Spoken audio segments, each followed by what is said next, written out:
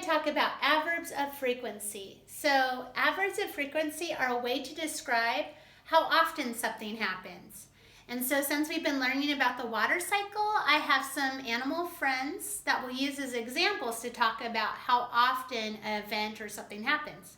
So I have a frog, a duck, a beaver, and a carp fish.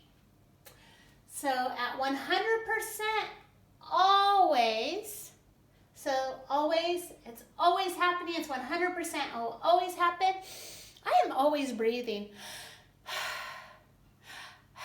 So I have always, usually, frequently, often, sometimes, occasionally, seldomly, rarely, and never. 0% chance. It's never ever gonna happen. Like, it never snows in Prague in summer. Or we could also say, it has never not snowed in Prague in the winter. That might be true, not real sure. But there's just 0% chance. It's never ever gonna happen. So I'll get started with my first animal friend. I have a beaver. You know what? Beavers always work at night. They're cutting down their trees, they're making their dam, but it's always at the nighttime. Always at night they're doing that. So that's something to know. So I'm going to move down to usually, frequently, and often to tell you this next fact. Did you know that beavers, when they're full grown, they usually weigh between 20 kilograms and 27 kilograms. So, but it's not a set rule. It's not every time you see a beaver. It's not always that they're going to be between 20 and 27 kilos. But usually when we see them, they're going to be between 20 and 27 kilos. So usually that's going to happen. It happens a lot. But I'll tell you something that never happens with beavers. Did you know that their teeth never stop growing? They are always growing. A beaver's teeth will never stop growing. Who knew?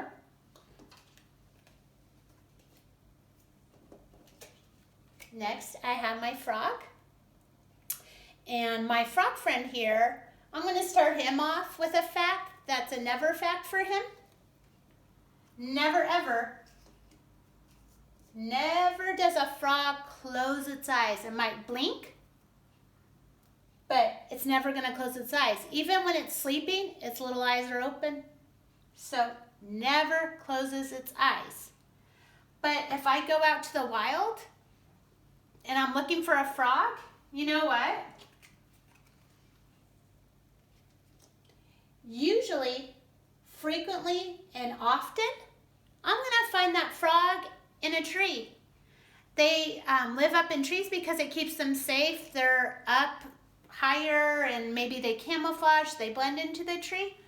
But I'm going to find that frog frequently, often, maybe even I could say usually, they're there. So I have that fun fact for you. And so I'm going to move on, move my little friend, ribbit, to talk about ducks. So my duck here, you know what? This is a fact for him. He always, 100% of the times, will land on top of the water. He won't come in from a landing when he's flying and like into the water. No. He comes in and he lands on the water. Think about that next time you go to a pond or you see ducks. They're not like, no, they just land. So they always land. They frequently and often make their home near the water source.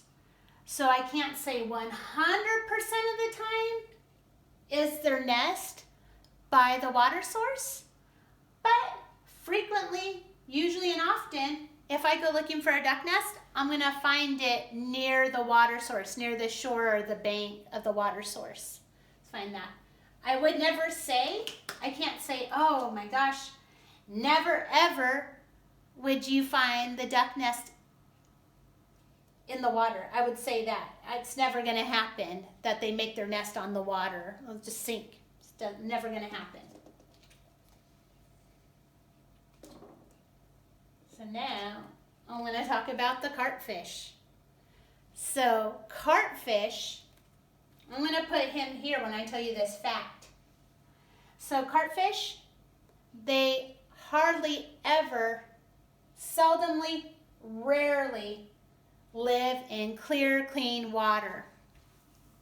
So here's my water cup I've been drinking out of while I've been doing this video. So this water is clear, I can see through it, it's nice and clean, I got from my kitchen sink.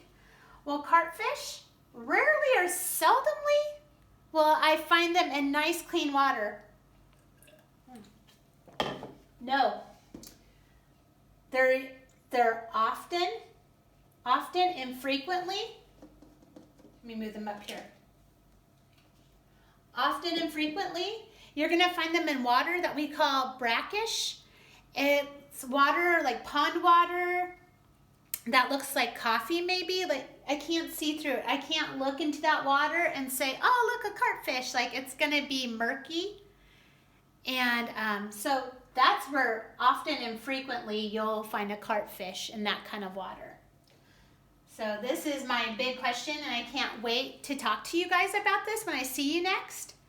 So with Chex and their carp fish Christmas dinner, when I talk to you guys next time on Microsoft Teams, I want you to tell me which is true for your family.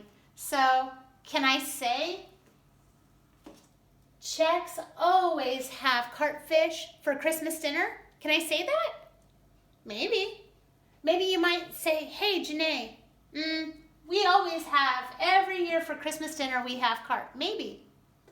But what if you say, hey, Janae, sometimes when we go to my grandma's house, we'll have carp for Christmas dinner. Sometimes.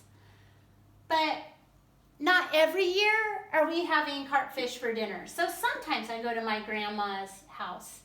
Or maybe, you know what? Often we have carp for Christmas dinner. That means like every 2 years we have carp for Christmas dinner. It's happening a lot that you're having carp for Christmas dinner. But maybe you're like me, I don't really like fish. So for me, I would honestly say I never have carp for Christmas dinner. So I'm really interested to hear what you guys tell me are your answers for carp for Christmas dinner. So I'll see you guys soon. I hope you guys like this. Thanks.